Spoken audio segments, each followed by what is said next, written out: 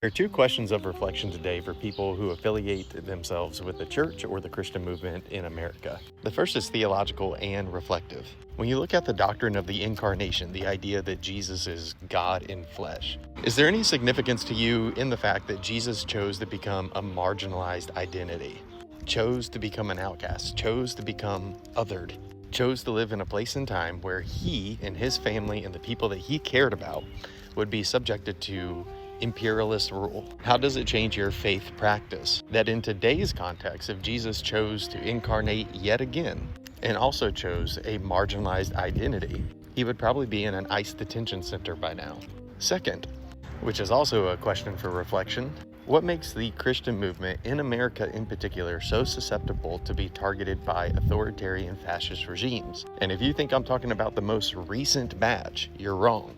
If you don't know anything about the German-American Bund, that's where these photos come from. A Nazi rally held here in America with over 200,000 people in attendance at Madison Square Garden. This was 1939, not too long ago, and a friend of mine recently posted a clip of a documentary about this group on Instagram and reminded me of it. They also held camps for youth. Looked like an average Boy Scout camp, a youth group outing, but military drills. What's this have to do with the church, Sam? What does this have to do with Christianity? They did not target communist groups. They did not target socialist groups. They specifically targeted Christian groups. And before we say, well, it's not all churches, it's not all Christians, 200,000 people is a lot. Is it really that serious? Yeah, it's really that serious. This was before the age of the internet. But there are men, Christian men, in high levels of power and influence that are doing the same thing today. Men who, when I grew up in church, I read their books, had them on my bookshelf. We discussed them in groups. And now they're downplaying the evils of slavery, othering every marginalized identity that they can think of, and aligning themselves with the power of the empire.